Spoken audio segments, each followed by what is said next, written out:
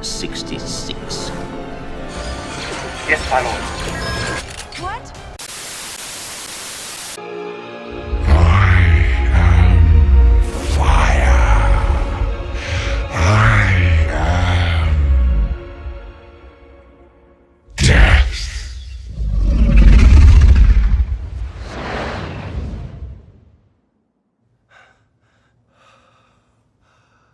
What have we done?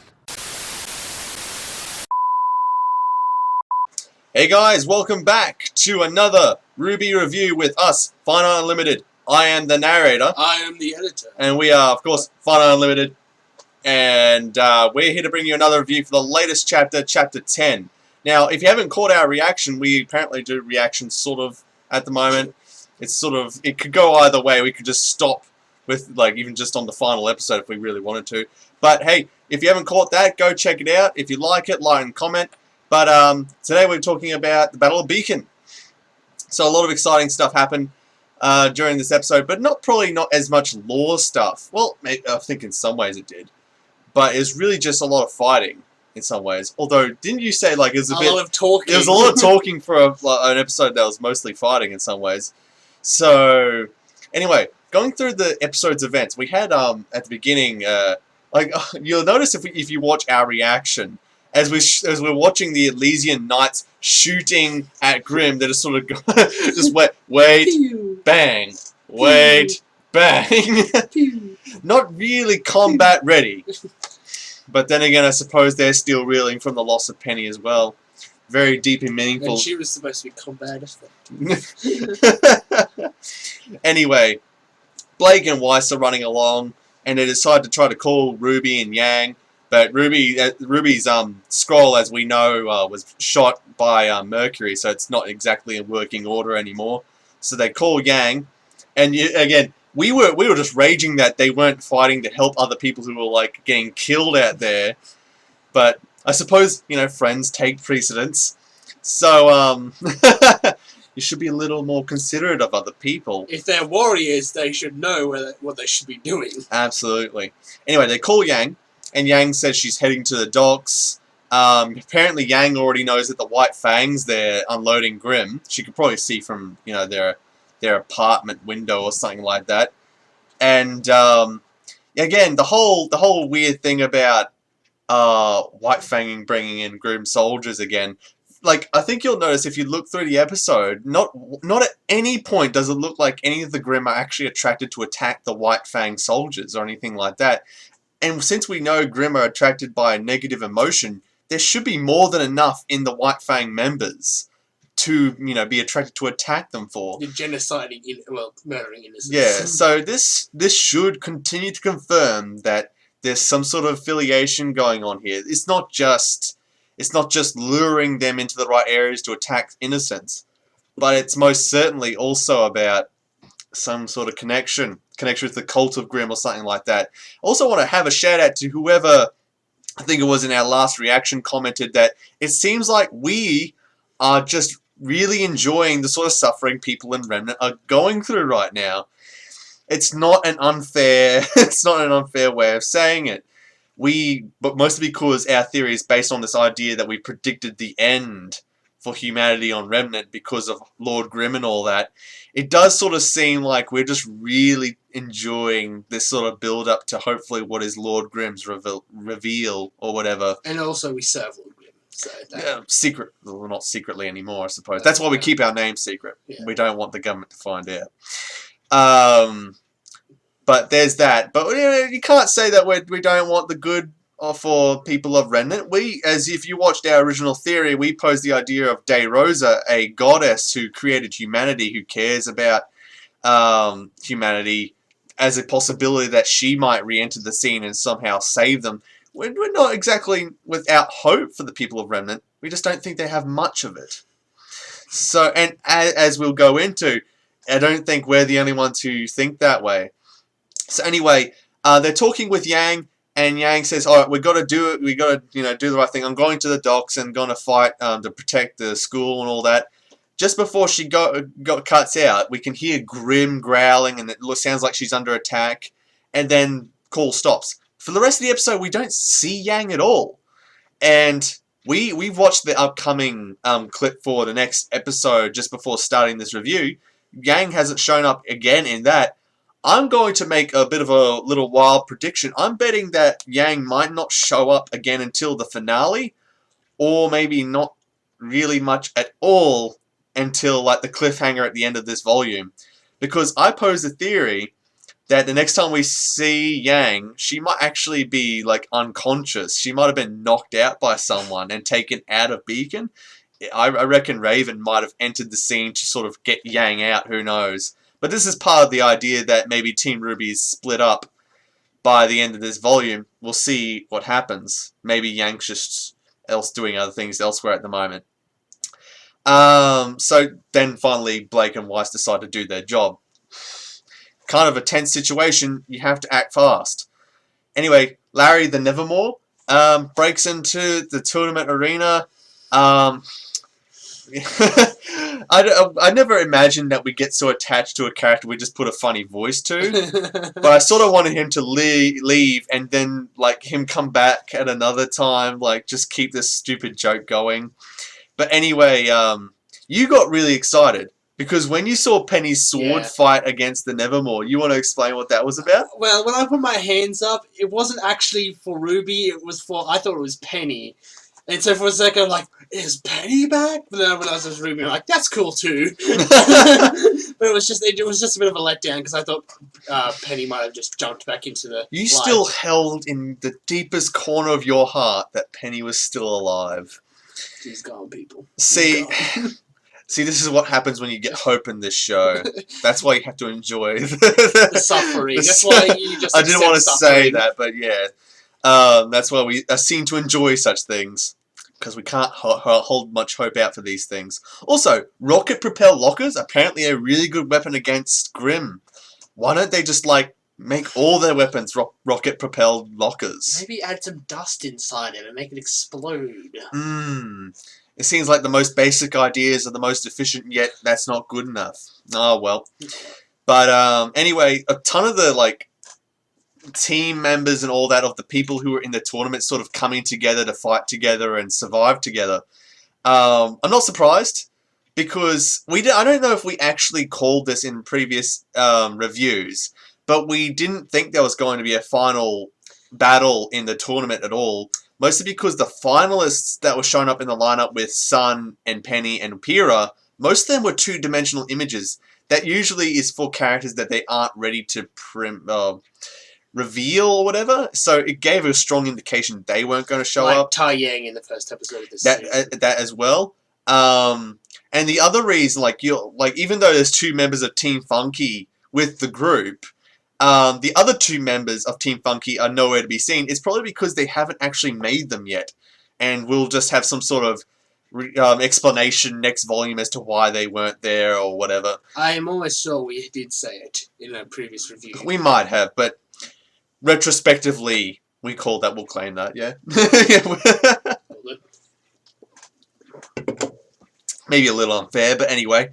So now we have this whole reveal of the Griffins, which I called at the time, name of Griffins. Yeah, during the reaction, you'll note that he actually called that just before they arrived.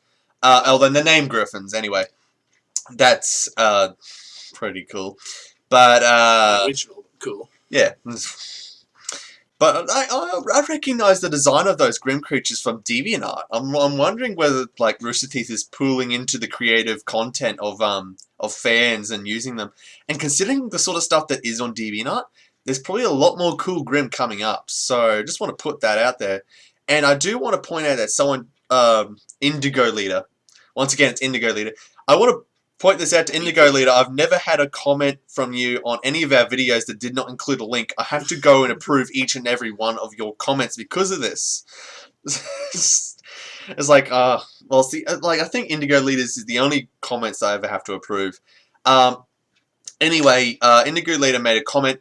Just if you haven't been reading the RWBY manga, this is spoilers. If you want to just jump out now before I say this, I'll put so my you can read hands it your own. Yeah, you'll put your hands up when it's over.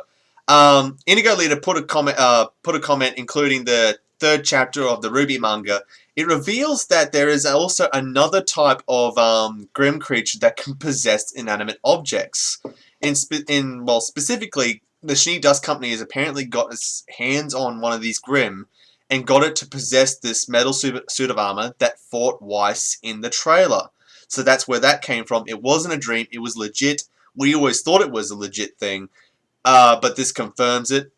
And once again, Grimm are just entirely new things, and we're constantly realizing that they can take just about any form. But we'll go a little more into that just momentarily. But that's that. You can look it up yourself on the RWBY wiki, or just, buy the manga. Support the franchise. That original idea. Anyway, so upward and onward. Oobleck and Port appear in the tournament arena and say, "Hey guys, you go elsewhere. We'll take care of this." But it's, for some reason, the way they're talking, it's like, we're gonna die. Yeah, the final stand. This day will go down in history, and I'd like my students to go on and tell about it. Well, thanks, Oobleck. It makes me feel like we're not going to see you again. And then Peter Port's all like, "Ready for our final round? Want to make any bets, Barney?" sort of thing, and they just don't feel like they're going to come back. Like, I suppose this is like, when a kingdom falls, it certainly feels like, the end of the world, so I suppose that may be why. But I really don't want them to die. I really like them a lot. And maybe it's because Peter Port is a lot like Ryan Haywood, like mistreating animals. Oh. I just want him to stick around. All that sort of humor, and Oobleck is just an eccentric historian, but I really do like Oobleck. So I want him to stick around. Yeah, absolutely. Sure. And then guys go out to the outer end of the stadium, and they see Ironwood. Ironwood's trying to get everyone together. We noticed this, that I think you noticed this during the reaction video, that all the students who are trained to be huntresses and huntsmen just running away. Like, what the heck, guys? You're staying to fight Grimm. You should be killing Grimm and saving the civilians. That's your duty, isn't it? Mm. But we were just talking about this before the review here, and I reckon it has to do with Cinder's speech. Cinder's painting this whole idea that the academies have been holding some sort of private war against each other, trying to outdo each other for some time. Then this whole Grimm attack, she played the whole idea that the Grimm attack that happened, a month or two earlier was Ozpin's failure, that the reason why Penny was in the tournament was to show Atlas's strength to Ozpin, or whatever like that. It's all in aid of making a break in the trust between people and these Huntsmen academies. Maybe even the students themselves don't know whether or not to believe that Ozpin has good intentions or anything like that. And when you just don't know whether the side you're fighting for is the good side, maybe your first instinct is to run and protect your friends and family. So maybe these huntsmen and huntresses are running back to the city to protect them there as opposed to fighting where they are. So, you can probably understand it that way, but it still does sort of seem selfish. I mean, you want to protect everyone, but a lot's going on. There's a lot of reasons for that. Ironwood kicked ass, that sort of elder or elite Beowulf, and I think there's some evidence to show that more of this idea about Ironwood having a robotic arm is coming together. Like the way he stopped the Beowulf strike with just one arm, and then proceeded to pull it over him and shoot it in the head. And then we also have the first graphical use of Grimm blood appearing, sort of like that. I wonder if that's going to become more of a thing. If we not just in Grimm, with also just human characters in this show, whether they get wounded and suddenly blood will sort of come out. We're starting to see, as we said, this series is getting a little more mature, getting a little more serious. It's no longer sort of as Ozpin says, their children, let them be children while they still can, because as we know, things were going to get a lot darker. So I'm looking forward to that. Ironwood gives the students a chance to flee. Of course, during the reaction video, I also took that chance to flee, sort of thing. Half jokingly. But I'm sort of weirded out that he gave them the chance to run and said no one will think less of you for it. They would. I think they would. It was really dead until Sun Wukong, I think it was, said screw that. Exactly. I'm going to fight. And everyone was like, okay, we'll follow him. Well, it could have been the whole thing about Ironwood wanting them to decide for themselves that they can't run away from this. And, you know, he's taking a risk, though, because they could just be selfish like a lot of people are and just run away. But fortunately, these guys are a little more serious about what they do and understand the real reason for why they're being huntsmen and huntresses. It really makes you appreciate why Oobleck asked, you know, members of Team RWBY why they want to be a huntress. It's because at times like these, you need to remember why you're a huntress in order to realize that you can't just abandon when it doesn't suit you or suit your agenda.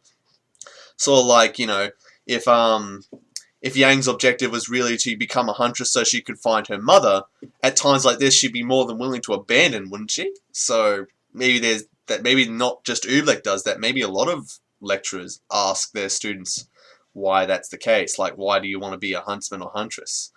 But Ironwood goes to recapture his flagship from the Vagabond.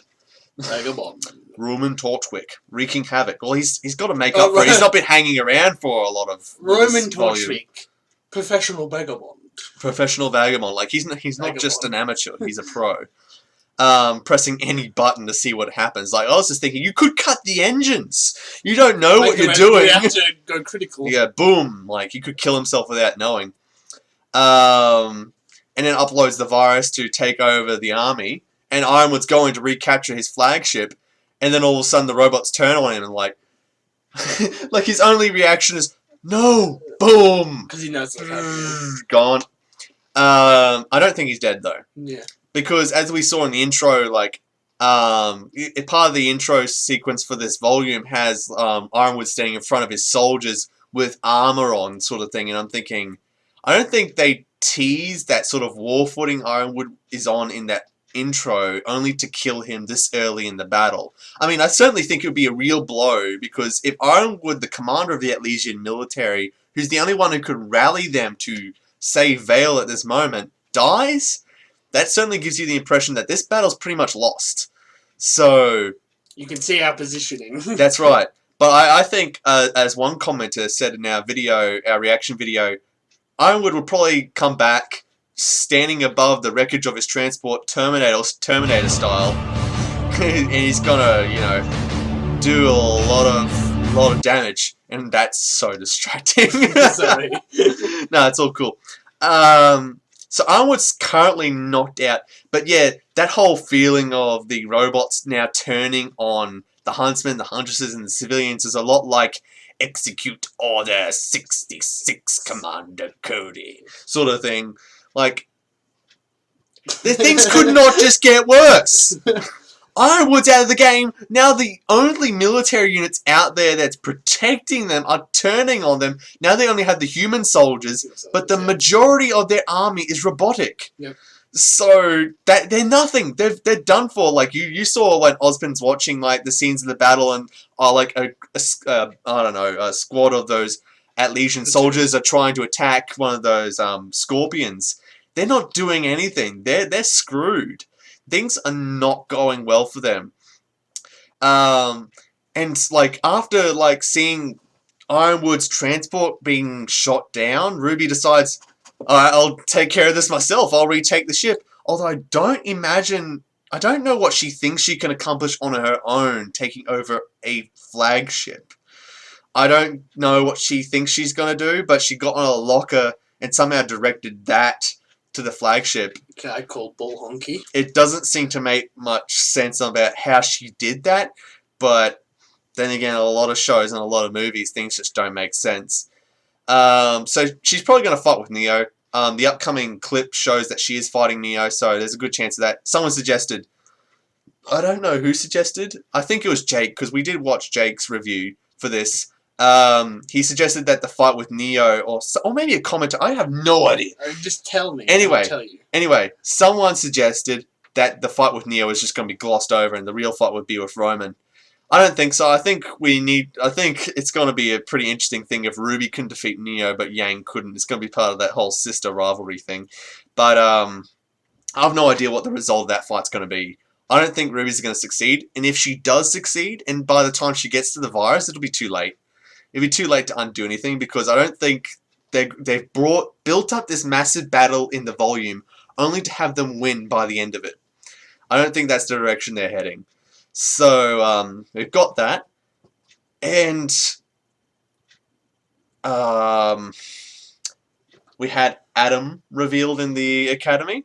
Anakin. Adam Skywalker, more like, because apparently his way of talking to women is a lot the same as Anakin Skywalker. Like, don't do that, it makes me uncomfortable. I'm sorry, my lady. And he's got this whole attitude about him, like, what was it, like, there you are, my darling. There you are, my darling. Yeah, really really cringeworthy. It's like, yeah, maybe Adam's a psycho. He might very much be a psycho or, like, really unhinged. Maybe that's just his character. But it's not improved if you watch the upcoming clip, because he's sort of saying, like, oh, like, he called her my love. Yeah. It's like, I mean, a lot of people who like the idea that Blake and Adam were once a thing think that this basically isolates that they were once a thing. I don't know. Maybe Adam just is trying to creep her out. Maybe It's that creeping me out. creeping us all out. Although I said I like and a few other people agree with me, I like the idea of Sun sort of coming in, because he's sort of like the other guy in this equation, and him coming in kicking Adam's ass or something like that. Although I think Blake's going to give him a good run for his money anyway. So we'll have to wait and see. That fight's coming up. Emerald, Cinder, and Mercury are up on top of the building still. Of course, not being attacked by Grimm. Says it all, guys. It says it all. And they're recording the Elysian Knights' atrocities as they kill people of Vale. And Emerald's sort of somewhat regretful, like, oh, this is horrible. Like, for a moment, it's like seeing, like, Emerald might have a heart, despite everything she's done. Maybe. And then Cinder goes, like, really psycho. Oh, yeah, like, yeah, she's like, oh, it's horrible. It's Make sure to get horrendous. everything. It's horrendous. Focus on the Elysian Knights. And based on what she was saying, she said, continue the broadcast until it's done, or until it ends. It seems that they're broadcasting live, and they're uploading it using the CCT that they've hacked to broadcast it across the kingdoms to continue to ferment the chaos, to continue to ferment the fear. These other kingdoms are probably under attack by Grimm as well right now. We have no idea. Like, there may be a chance that the other kingdoms are under attack by Grimm as well, and who knows, like, how much of human civilization will survive this. This really is starting to sound like the cycle of punishment that we said that Lord Grimm is reaping upon the people of Remnant every now and then when he awakens, sort of thing, to bring humanity low and then allow them to rebuild. Mostly because if he destroys them outright, what's he going to do next? Like, it's not good enough to just destroy them, I think, in Lord Grimm's mindset. He has to make them suffer. For all time. That's right, that's right. So, yeah, and the fact that they're recording Elysian Knights killing people of Vale just seems to prove Cinder's speech that this looks like competition between the academies, Looks the like Huntsmen, a and war. all. Yeah, exactly. War's broken out. It's like, it's not at all a conspiracy by other people at all. So it just seems to convince people more and more that what she says is right. Also, then the tremor. The tremor. I began to thought this was the moment. This was the moment that Lord Grimm was going to appear. But no. No. It is a grim dragon. I think we both want to say, like, we don't think for a second that this dragon is actually Lord Grimm. It's most likely just an Elder Grimm, as some people believe that Elder Grimm might be able to command Lesser Grimm, and these Elder Grimm are probably under Lord Grimm himself. But it's sort of funny how the dragon was sleeping in a mountain. And as someone else who commented, I do believe this was on our reaction video, that if you listen closely, Glinda said no after feeling the tremor, meaning she might know what it was. So maybe the Brotherhood of the Maidens or whatever knew that there were Grimm slumbering, or Elder Grimm slumbering nearby, and that this massive chaotic outpouring of negative emotion has finally woken it. Which to us sounds like this is the step below Lord Grimm finally sort of entering the scene. This is a 9.5 on the Grimm scale. Yeah, the Grimm scale, 10 being Lord Grimm himself, 9.5 being the step between. We're getting there, we're close to it. And this Grimm dragon can summon these other Grimm using, well, what looks like orbs of pure distilled darkness. So I don't know exactly what that's about. But based on the idea, the fact that these Grimm are constantly taking new forms, clearly Lord Grimm is actively creating them. And creating them out of the dark energy or out of negative emotion themselves. I don't know. But it seems that's how it works. And they create new ones that way. And it means that there's no end of possibilities about what Grimm can be. I'm going to put this out there. It's possible that a Grimm can take the form of a human. Regretting that. Because we've opened the floodgates. Now anyone could be Grimm. Yeah. But it does leave open the possibility, because this does seem to infer something about how Grimm are made. Because unless, as you subscribe to this idea about Grimm living in an alternate reality or some other dimension, and these are just portals bringing them into the Remnant world. But I don't think either of us subscribe to that idea. We think that they're just simply made from darkness, and that these creatures simply resemble darkness and light in some cases. I do believe Pyrrha said that. Like, did she say that directly? I can't recall. We have to go back and check that. I believe she said humans are both light and dark, but they are only darkness. Something like that, yeah. Yeah, and when the Grim Dragon appeared, the Ursa that Scarlet and Sage, I think, were wrestling appeared to be drawn, at least visually drawn, to where this Grim Dragon was moving. So it's possible that that sort of confirms that this dragon sort of has a higher stance in the Grim hierarchy or whatever it is. So we have that. And Ozpin looks out at the dragon approaching the academy and doesn't seem to bat an eye. So he's aware of its existence. He just probably now knows that there's no going back now. He goes and finds Pyrrha and he doesn't even have to say anything. Just stands there with his cane going, you know what it is. Now is the time. Now's the time. We need our decision. Like I knew I said until after the tournament, but considering events, you have no choice. Exactly. We need a decision now. And as Pyrrha goes to Ozpin, Jean follows her, trying to figure out what's going on. Cinder spots Pyrrha going to Ozpin, probably has figured out what's going on.